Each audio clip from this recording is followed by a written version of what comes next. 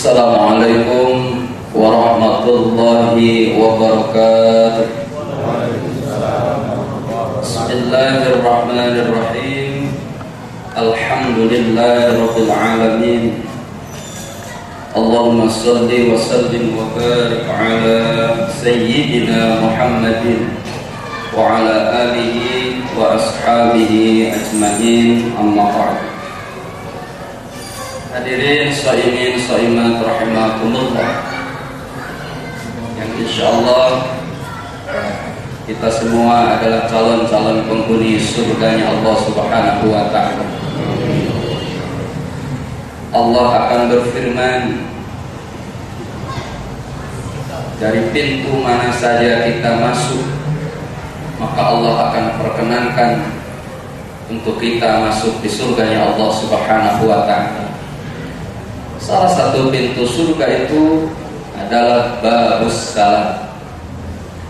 Dan alhamdulillah kita berada di masjid dengan nama salah satu pintu surga, yakni Masjid Babus Salam. Khidmat khusyuk kita rasakan malam hari ini, apalagi diiringi dengan tasbih oleh Bilal malam hari ini yang begitu menyentuh hati. Mudah-mudahan menjadikan nuansa hati kita hati yang senantiasa rindu terhadap cucuran rahmat dan ampunan Allah Subhanahu wa ta'ala. Hadirin shaimin shaimat rahimakumullah, mudah-mudahan ibadah yang kita laksanakan selama di Ramadan ini sampai malam hari ini, bahkan sampai di penghujung Ramadan nanti, menjadikan wasilah untuk menggapai kebahagiaan dunia dan akhirat kita, insyaallah. Semua manusia mendambakan kehidupan yang lebih baik. Kehidupan yang lebih baik adalah kehidupan yang ada dalam tatanan inayah hidayah Allah Subhanahu wa ta'ala. Oleh karenanya berbeda dengan persepsi kehidupan yang lebih baik dalam pandangan umat manusia. Seumpamanya bangsa Cina mensyaratkan agar hidup lebih baik itu harus memiliki 3 syarat, yakni sio, hok, dan lok. Apa artinya? Umur panjang, sehat, duit banyak. Itu kata orang Cina. Berbeda dengan Cina dengan Amerika Serikat. Kata bangsa Amerika, kalau ingin hidup lebih baik 3 pula syaratnya, yakni power, skill, money. Punya kekuatan, keahlian, duit juga. Berbeda dengan Cina, Amerika, lain pula dengan bangsa Indonesia. Kata bangsa Indonesia, menurut warisan dari nenek moyang yang dianut sampai sekarang, kalau ingin hidup lebih baik harus memiliki 3 akhirat, yakni harta, tahta, wadon. Lucu kalau lihat bangsa Indonesia, segalanya awewe. Sehingga ada lagu, ini lagu terbaru ya Bu ya, bukan saya yang menciptakan, ini lagu dari Bandung. Begini bunyinya kata sebuah lagu ini. Nikah kawin di perintah, turut hukum yang di Mekah.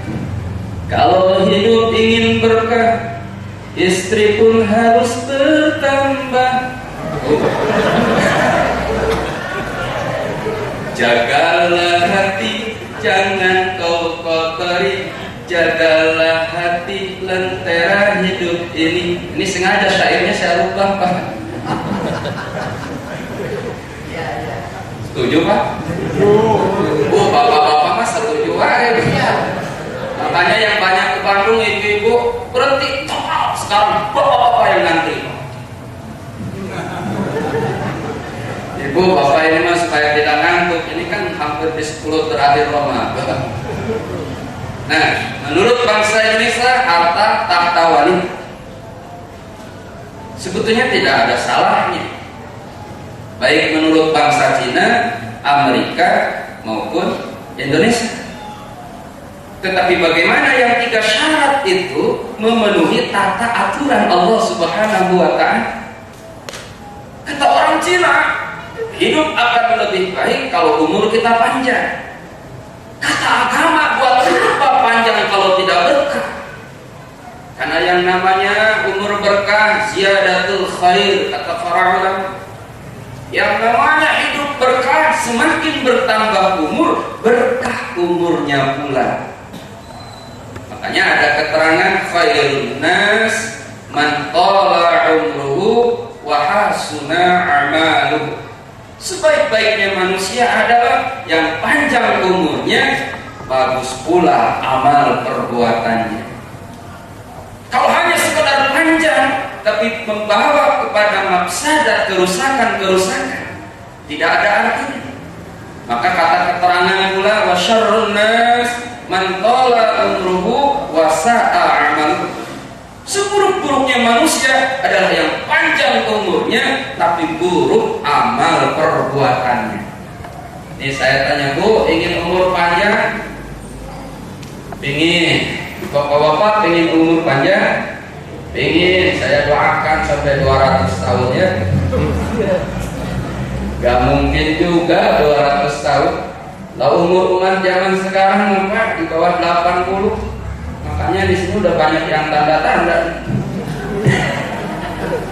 Kalau lihat umurnya, kenapa banyak tanda-tanda? Oh, ibu-ibu udah ada yang nyender, bapak-bapak udah ada yang nangkap dengkul, ada yang selonjor juga, ada yang bengong juga. Jangan-jangan ini sudah tanda-tanda.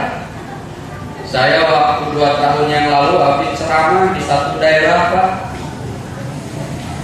Kemudian pulang ke Jakarta, maka dibel sama teman saya, Pak Rama, ada salah seorang jamaah meninggal. Siapa? Yang tadi ikut ngaji tadi malam. Innalillahi wa inna ilaihi raji'un. Kata temannya, Pak, apa itu sudah tanda-tanda Pak Ustaz? Waktu dengerin ceramah Pak Rahmat bengong aja.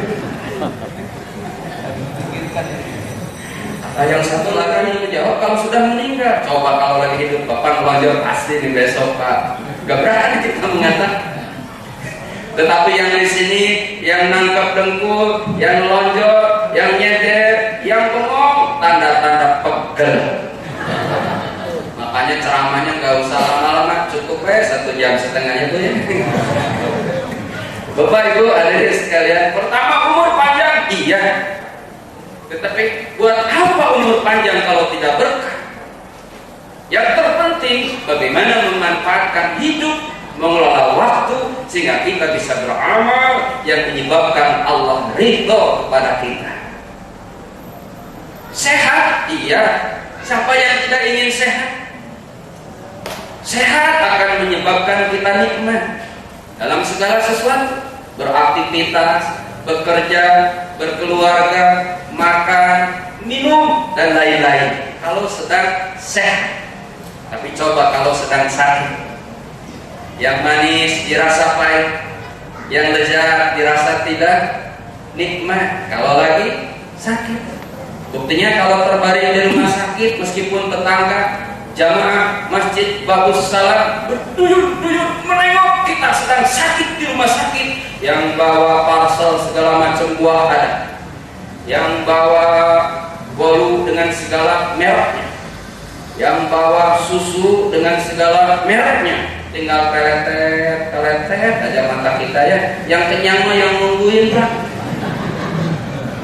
Ya Allah, kapan saya sehat? Itu makanan saya dihakan ke orang. Dihakan tahu Bu, dimakan orang, ya Allah. Pas sehat, alhamdulillah. Ada satu keterangan dalam kitab, kalau Allah mengembalikan sehat kita, artinya kita tidak mati, maka 4 kekuatan Allah akan berikan. Apa yang 4 kekuatan itu? Sinar muka kita. Makanya habis sakit cerah, nafsu makan kita. Makanya habis sakit makan 2 bakul. Tenaga, masya Allah, kekal lagi. Satu dosa yang tidak diberikan oleh Allah Subhanahu wa Ta'ala. Kata dalam kitab, kemana dosa kita? Dilemparkan ke laut.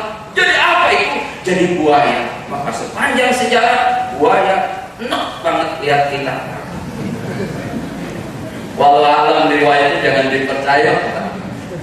Tapi kalau kita sakit, cabut pula Allah kita. Sinar muka kita jadi mencek orang Sunda pias. Pias kalau bahasa bagus salam apa? Pucat. Tenaga kita lesu. Nafsu makan kita berkurang. Dosa pun tidak bisa melakukannya kan? Mau ngelakuin dosa bagaimana? Pencopet nggak bisa jalan. Mau korupsi nggak bisa tanda tangan. Makanya mendingan sakit baik daripada sehat. Janganlah, mendingan sehat tetapi sambil beribadah. Buat apa sehat kalau tidak beribadah? Makanya dalam salah satu doa kita, ya Allah berikan kesehatan jasmani rohani kita. Tidak ada artinya fisiknya sehat tapi rohaninya sakit. Yang the best of the best di sisi Allah, hati sehat, jiwa sehat. Ada satu cerita di zaman Nabi, Pak.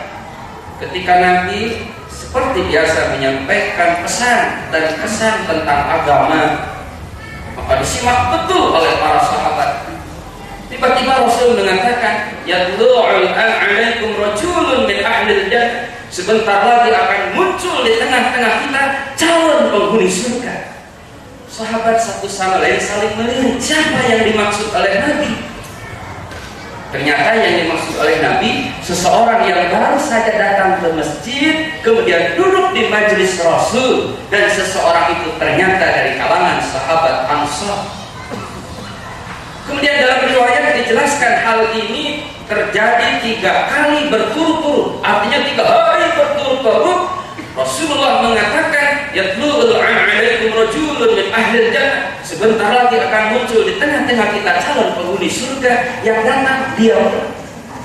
Maka pada hari yang ketiga ada salah satu sahabat Rasul yang namanya Abdullah bin Amr bin Al-As. Mengikutinya kemana ia pergi, ternyata ia ke rumahnya. Maka sesampainya mendekat kepada orang itu yang disebut Nabi calon penghuni surga, kemudian meminta izin untuk istirahat beberapa hari di rumahnya. Tujuannya hanya untuk sekedar mengintip ibadah apa yang dilakukan sehingga Nabi menjamin dia calon penghuni surga. Tapi ternyata setelah 3 hari 3 malam makin bertanya-tanya hatinya. Tidak ada yang istimewa. Kalau dia sholat fardu saya juga, dia sholat tahajud saya juga, dia duha saya juga, dia baca Quran saya juga, melaksanakan ibadah yang ini saya juga, ibadah yang itu saya juga. Akhirnya pada hari yang ketiga mohon izin untuk pulang. Dan dia berkata, sebenarnya saya menginap di rumahmu hanya untuk sekedar melihat dan ingin membuktikan bahwa Nabi pernah bersabda 3 hari berturut-turut, yatlu'ul alaikum rajulun min ahlil jannah. Sebentar lagi akan muncul di tengah-tengah kita calon penghuni surga, dan yang dimaksud oleh Rasul adalah Anda sendiri. Tapi saya tidak melihat keistimewaan. Kemudian kata seseorang itu, emang betul saya tidak memiliki keistimewaan. Apa yang kau lihat itulah aku. Tapi kemudian sebelum pulang sahabat Nabi dipanggil lagi. Barangkali ini ada manfaatnya untuk kita dan umat yang di belakang kita, termasuk jamaah Babu Salam, termasuk saya. Bukankah Allah berfirman di dalam Al-Quran, Yaumma la yanfa'u malun wala banun illa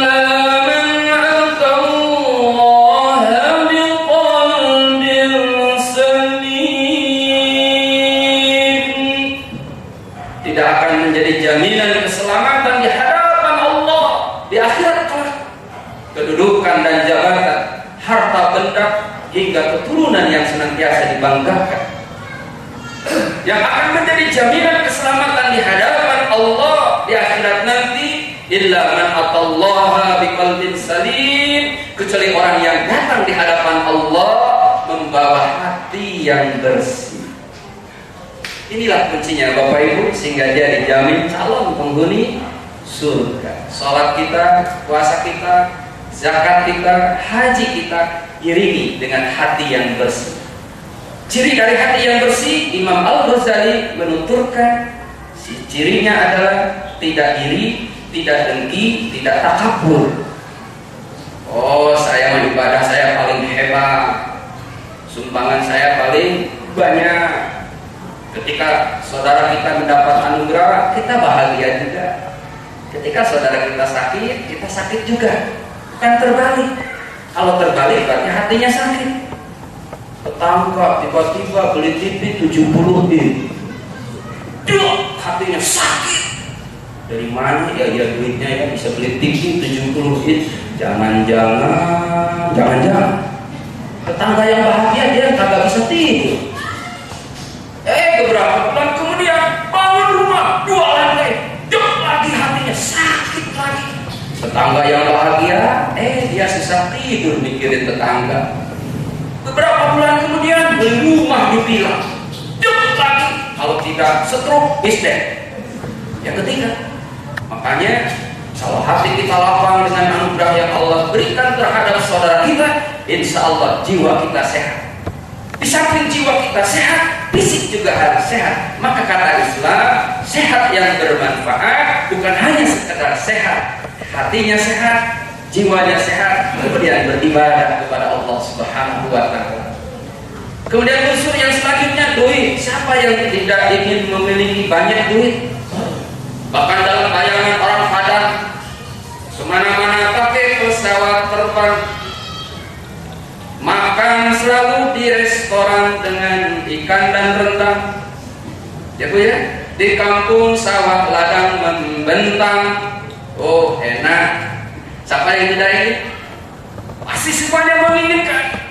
Tetapi kalau duit banyak dicapai dengan cara yang tidak terpuji di sisi Allah, tidak akan memberikan kebahagiaan yang hakiki. Makanya doa kita sepakatlah di malam-malam terakhir nanti, ya Allah berikan duit yang banyak, halal serta berkah, amin. Daripada sedikit dapat nyepek, mendingan banyak berkah ya banyak. Ya Allah kasih rezeki sedikit, jangan yang banyak, halal berkah. Kenapa yang banyak? Kita mau nyumbang bagaimana terhadap gempa Jawa Barat kalau tidak punya dana? Kita mau berangkat haji bagaimana kalau kita tidak punya dana? Jangankan yang besar, yang kecil, sholat yang 5 waktu pun menuntut orang itu harus dengan duit. Apalagi sarung zaman sekarang, Pak, gajah duduk aja 40.000. BHS nomor 2 aja 300.000, nomor 1-nya saya tanya kemarin 600.000. Itu sarung, Pak. Peci. Kalau haji ini 60.000 sekarang. Kalau yang biasa-biasa, yang lepet-lepet, agak kuning-kuning dikit, ya di bawah 10.000. Apalagi model kerudungnya ya. Kerudung tuh dan ngiler aja tuh di Tanah Abang ya. Saya ketemu ibu-ibu di Jatinegara lah. Ibu kayak orang Pondok Bambu ya. Ya kok ibu minum sirup, kata saya. Aus Pak Ustaz. Aus. Ibu lagi gak mungkin, karena ibu umur kan 65 tahun. Ayo jawabannya tuh, saya kan musafir Pak Ustaz. Musafir dari Pondok Bambu Jatinegara, musafir. La ilaha illallah. Di Tanah Abang ketemu bapak-bapak pakai peci, lagi minum kopi. Saya tanya lagi, gak mungkin bapak yang jelas mencret. Itu betul Pak, bukan bohong, betul. Makanya sekarang bagus salam, hati-hati Pak, banyak paham sekarang. Beberapa masjid retak ukhuwahnya, kenapa? Beberapa masjid pecah pengurusnya, kenapa? Karena khilafnya. Makanya bagus salam, mau kunut, yuk tangan gini-gini atau anteng aja berapa apa. Semuanya juga benar ya kan? Setelah sholat mau zikir bareng, nggak zikir bareng, benar. Bahkan setelah sholat langsung pulang juga, siapa yang melarang? Allah aja kagak ngelarang. Kadang manusia yang suka ngelarang. Saya kemarin ditegur, Ustaz, zikir bareng. Biasanya saya tidak mesti nggak pernah zikir bareng. Oh kalau sini zikir bareng, ya kita ikutin aja zikir bareng. Pernah subuh di Bungarampe, lupa kagak kunut. Akhirnya sampai sekarang saya nggak diundang ceramah. Rugi.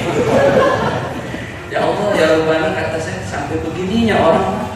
Padahal menurut pemahaman saya, maaf Pak ya, ilmu saya yang dangkal, barangkali beberapa pesantren saya singgahi, jelek-jelek juga saya S2 dalam bidang agama. Padahal perbedaan itu tidak ada yang salah dalam masalah fikih, semuanya benar. Kunut gak kunut, awes 2 1 11, yang 11 juga yang 4 4, semuanya benar. Cikir bareng atau dicikir bareng, benar semuanya.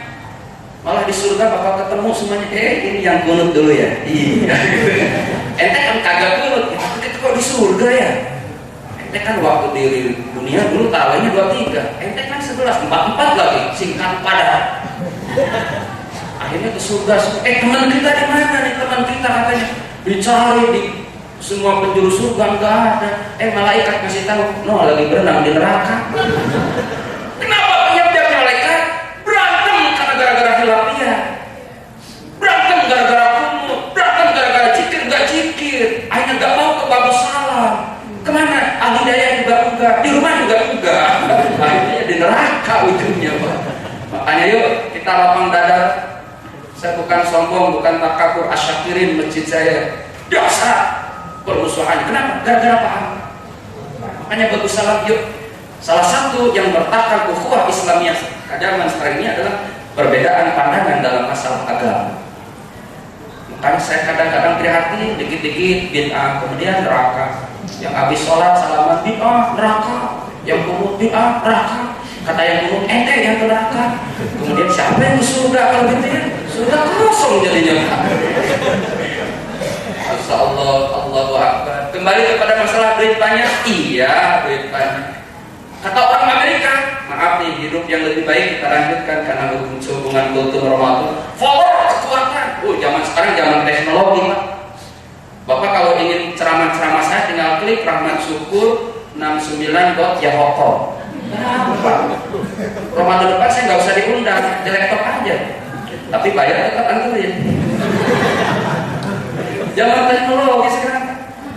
Teknologi informasi, bahkan dominasi teknologi informasi sudah berdampak yang negatifnya banyak sekarang. Tiap hari melihat televisi, tiap hari mendengarkan apa yang didengarkan. Akhirnya anak-anak remaja, bapak, ibu, kakek, nenek terkena dampak negatif teknologi informasi. Ini ada contoh, anak umur 1,5 tahun, nyanyian orang dewasa. Dulu zaman saya kecil, nyanyian anak kecil, ya anak kecil. Zaman sekarang, balita pun nyanyiannya orang dewasa. Bang Toyib, kenapa gak pulang-pulang anakmu selalu bertanya-tanya. Anak 1,5 tahun udah punya suami. 3 kali puasa, 3 kali lebaran, itu udah letih. Ya, anak TK juga sama, nyanyiannya dewasa sekarang. Di bagus salam diajarin nyanyian Islam, di televisi lain lah. Anak umur TK nyanyiannya begini, baru sekarang aku rasakan tak punya suami rasanya kesepian. Anak TK udah janda. Yang SD sawak juga nyanyinya dewasa juga, baru sekarang aku rasakan tak punya istri rasanya kesepian. Yang SD udah, maka duda sama janda berangkat sekolah tiap pagi. Lagu kan ada refnya Pak. Berulang kali ini kata si janda, ya Allah, belum bulan Jamilah, ciptaan Tuhan paling sempurna. Yang ujungnya gak TK, gak SD, gak SMA, masih juga kena dampaknya sekarang. Di Bogor habis ceramah Pak, Pak Ustaz, ada yang pingsan. Kebetulan saya diundang ceramah oleh UIN. Kenapa pingsan? Gak tahu Pak Ustaz. Kemasukan jin kan? Enggak. Batak jamroh? Enggak. Kuntilanak? Enggak. Jurik mata 1000? Enggak juga Pak Ustaz. Kalau gitu tanya aja kalau habis bangun ntar, apa sebabnya? Ternyata penyebabnya menunggu pacarnya yang tidak datang. Temannya Jair nyetelin lagu Sonet Tuben dari Ridho Rama, judulnya Menunggu. Sekian lama aku menunggu. Kelapa pingsan. Sama aku pingsan Pak. Baca Quran belum pernah pingsan. Udah bangun dari pingsannya, datang digigit, jatuh bangun aku mengejarmu. Udah gitu manja lagi, datang Pak Suri, tak gendong kemana? Anak balita mana-mana, tak gendong anak-anak, tak gendong anak-anak. Dominasi teknologi informasi. Ya Allah ya Rabbana, ini tantangan buat kita. Sementara kita punya tujuan hidup yang lebih baik, sementara teknologi membawa dampak positif tapi juga dampak negatif. Bagaimana solusinya? Yuk kita kembali kepada Quran dan hadis. Al-Quran mengajarkan hidup yang lebih baik atas dasar iman dan amal yang saleh. Kalau lupa, di Indonesia ada AWW-nya Pak ya, harta, tahta, wanita. Tadi subuh saya protes di Al-Hikmah, Pak Ustaz, kasihan dong perempuan kalau begitu. Ya ini kan saya cerita menurut bangsa Indonesia, Pak. Hidup layak itu harta, tahta, wanita. Tapi bukan satu-satunya. Kenapa wanita juga inspiratif buat suaminya, jujur, bisa beribadah, mendorong untuk lebih baik. Banyak wanita yang soleh. Tetapi dasar sifat manusia selalu kepada harta, tahta, dan wanita. Tapi itu kan nafsu yang jelek. Kalau nafsu yang mutmainnah, justru wanita akan dijadikan inspirasi untuk lebih dekat kepada Allah Subhanahu wa Ta'ala.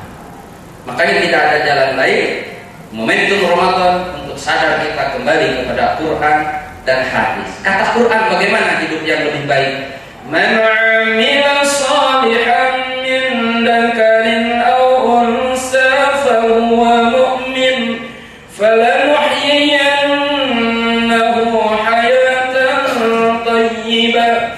Barang siapa yang beramal saleh, laki atau perempuan, sedangkan dia beriman kepada Allah, maka insya Allah akan mendapatkan kehidupan yang lebih baik. Ternyata kata Quran, iman dan amal saleh.